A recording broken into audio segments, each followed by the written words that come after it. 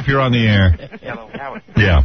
Listen, in today's Newsweek, yeah. On the very first page of news, they have a quote from you in the conventional wisdom column. Yeah. They give you a thumbs down, and it says, Howard Stern says Littleton killers should have had sex with the victim. No, that's not what I said. Exactly. And the thing is, it's such irresponsible journalism. I said... I know.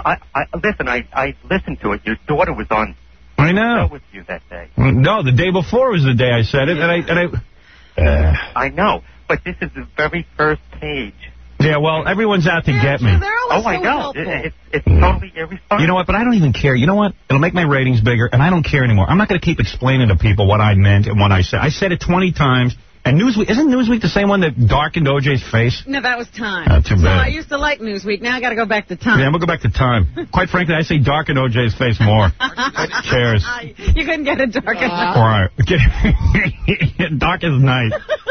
Let's talk about old news. Oh, please. Oh, my God. It's not like you... I mean, it's just so ridiculous. Hey, you know, it was funny. We sent Stuttering John out last night to go do some interviews. So he runs into Michael Moore, who's an old friend of the show. He's the guy who... It's a great show, too. Did Roger and Me? The Awful Truth. He did Roger and Me. Now he does The Awful Truth. And he's a great guy. And he was in the middle of interviewing him, and he realized it was Stuttering John, so he started making a statement about this. This is what he said. Check this out, okay? This whole business with Howard and Littleton, Colorado, people do not understand satire in this country. I mean, have we just become completely ironically illiterate? You know, the point he was making was a strong and damning point about the media in this society. And it's too bad that some people don't get the joke. And I'll tell you, I've been to Denver, and those people who are on the other radio stations who are against him on this, you know, let me tell you something.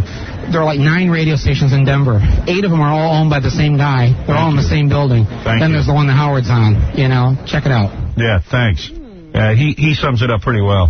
That's all this is. This was a bunch of other radio guys who are now thrilled to death that they've gotten me under, you know, they got sponsors to cancel and people go nuts. But Howard... It's commerce. That's all it is. These other radio guys don't care about the people of Littleton. And Newsweek, too dumb to notice. Newsweek is a national publication that should be more responsible. You know what? I don't care. Everybody wants to see me thrown off the air because it would be a good story for the week. And then they'll be screaming 2 weeks later, how come he was thrown off the air? What happened to free speech in this country? Howard Stern is... indicative of where we're going. The whole Lenny Bruce thing all over. Everybody writing tributes now about what a genius he was. Yeah. And, you know, he might have been politically incorrect, but at least he said what a lot of people thought. And, you know what? Eat me. Hey, Howard? Our society killed him. Isn't that awful? Yeah. You know, F these guys. And you know what? I don't even care. I don't care if they remove me from the radio. I don't care if the Colorado state legislature condemns me. Those are the same people who are, you know, who couldn't do anything for gay rights and can't even get gun control legislation passed. Yeah, I'm looking at the laws in Denver. They're pretty funny. What do you got? Because remember the 18-year-old girl who bought the gun at a gun show? Yeah. And then gave it to the kids? Perfectly legal. That's legal. That is. But there's another guy they arrested last night because he's an adult, over 21. He can't give guns to minors. Right. If you're 18, you can get mine. You can buy a gun at 18 and give it to a minor. Go ahead. At a gun show. Right. But you can't be 21 and buy a gun and give it to a minor. You're kidding me. No. Is that right? Yeah, that's the law. That's the Colorado State Legislature. That's right. The same people who condemned me without even, like, knowing what I said, really, except for a quote that was pulled out by other disc jockeys. Check the source.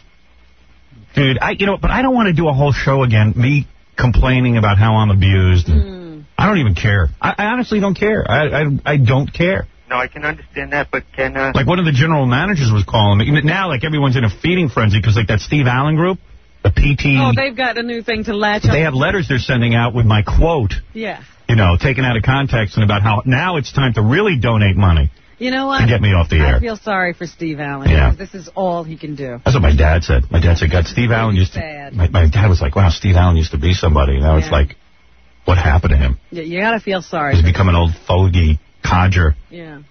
You know, unbelievable. Yeah. Thanks, dude. Okay. Later. David, what is... Yo. Pinocchio, good morning. Thank you.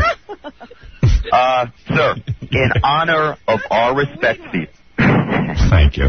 You're welcome. In honor of our respect for you, I just wanted to let you know I've been a subscriber to Newsweek for well over 20 years. It is being canceled at 9 o'clock when they open. Thank you. Hey, no, thank you. Even after the Pinocchio comment, he was good. He redeemed himself. Supporter. Hey, Pinocchio. God damn. You become a big enough success, you think the Pinocchio jokes would stop. Skip, you're on the air. Hey, Howard, what's up? Hey, dude. Hey, I feel a little responsible, dude. Why? I'm the one that made those stupid comments about the girls in Denver. Oh. All right. Yeah, no, don't feel responsible. You didn't. I mean, actually, you were the inappropriate one, but I'm getting bagged on all of it. I feel like, dude, I made some stupid comments. You're getting all the flack for it. Yeah. And then you got me thinking. I said, yeah, gee, did those guys go in and did they want to have, like, sex with these women? Did they want to rape them? Or did they want to rob the students? So, of course, by wondering aloud, I guess I'm in hot water, but I don't even care. The only thing weird I think about this whole Denver thing is, like, now I can't ever go to Denver because I'll be all paranoid about it. You know what I mean? Because now I'm like, the Newsweek is now saying I'm abominable, and you know what I mean? And it's like... Yeah, they're looking for something to pin on you. I know, and it's like, now there's another state I can't go to. Yeah, you can't go to Texas. I can't go to Texas, and I can't go to Colorado. And to stay in the state of confusion. Right. Hey, Howard. Yeah. Can I come in and smell Robert's panties? Yes. Of course. Of course you could. Yes, you can. Thank you. The problem is getting them. Of course, we're still talking about the shooting at Columbine High in Littleton, Colorado. Amazingly, I'm still talking about it. Yesterday, they made the first arrest since the shooting. They have been looking for people who might have assisted the two guys, Harris and Klebold, in their efforts to make 50 bombs and shoot up the school. Of course, they will find no one. A 22-year-old man, Mark Manis. He admitted to cops that he sold a Tech DC-9 semi-automatic pistol to killers Dylan Klebold and Eric Harris. But he says he had no idea what these guys were going to do with the guns. What do you think you'd do with a gun? What do you do with a gun? Shoot targets or something. I don't know. Wow. So anyway, he can be arrested because he's over 21 and he gave the guns to them. If you're under 21 and you give the guns to them, you don't get arrested. All right. So that's the way it is in Colorado. Meanwhile, the students have gone back to school, but they are keeping the pals of these two guys at home. They don't want them going to school anywhere. Why, They don't say... You mean just because they were friends with them? That's right. Wow. They can't go to school because they were friends with these guys. That's right. They didn't do anything. They just were friends with them. They asked up to 10 friends of the teen gunman to stay home for their own well-being. Really? What is that about? This is not a disciplinary action. A request was made to the close friends of Eric Harris and Dylan Klebold. Well, what does that tell you about their classmates? Are they that vicious toward these dweeby kids that I was reading in one of the tabloids that they said, they were taunted by girls and the jocks about being gay. And oh, my God. Well, then you know why they went off. You know, they're going to look to blame Marilyn Manson. They're blaming me now. They're blaming everybody. Yeah, they're blaming The Matrix because Keanu Reeves wears a long coat in it. Right. How about blaming these kids who taunted them every day? That's it. End of sentence. They thought it would be prudent given that emotions are running high right now. Well, how about letting these kids back into school and showing some compassion for them? They didn't do anything wrong. Yeah, how about learning to get along? Yeah. I like that. They're going to segregate these kids. That makes no sense. 5 students have accepted the offer. Right. I hope the other 5 go back. But they don't know about the responses of the others. I feel real normal staying out of school. They insisted that it was an offer the kids could refuse. Right. Oh. They don't know if these people who were asked to stay out were members of what was called the Trenchcoat Mafia. I see. No, they didn't do anything. Why would you be mad at them? I don't know. Just because they knew somebody. Yeah. I guess they're busy censuring me. They don't censure the kids who used to taunt these kids. Why don't they make a special school for dorky kids? That seems to be where we need to go. That's really different gay kids here in New York. At Harvey Milk High. Yeah. Yeah. Since nobody can get along, why don't we just make separate schools? Meanwhile, here in Yonkers, a 13-year-old boy has admitted that he brought a bomb to school. Oh, really? Or a fire-starting device, whatever that is. His name has not been made public. He was arrested on Friday when other students at the Enrico Fermi School for the Performing Arts saw the device fall from his book bag. So that was that. The arrest was one of several incidents that kept schools on edge last week after the massacre at a Colorado school. Yeah, what are all these kids doing with bombs? Yeah, how do you get a bomb?